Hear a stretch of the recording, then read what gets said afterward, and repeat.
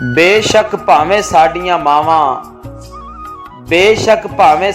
मावां नहीं सन पढ़ियां लिखियां होइयां ते अनपढ़ जमियां अनपढ़ मोइयां, मुड़ भी उन्हां भरम बचाया ते मां बोली नूं जिभ ते रख के साडे धी कपड़ाया।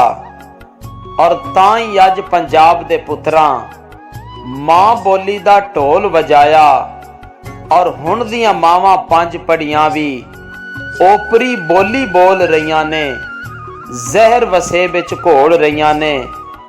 और जेकर हुण दियां मावां साडी मां बोली दी लज ना रखी, कल नूं केड़ा मां बोली दा इत्थे ढोल वजासी।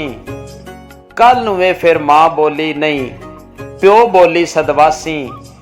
कल नूं वे फिर मां बोली नहीं प्यो बोली सदवासी।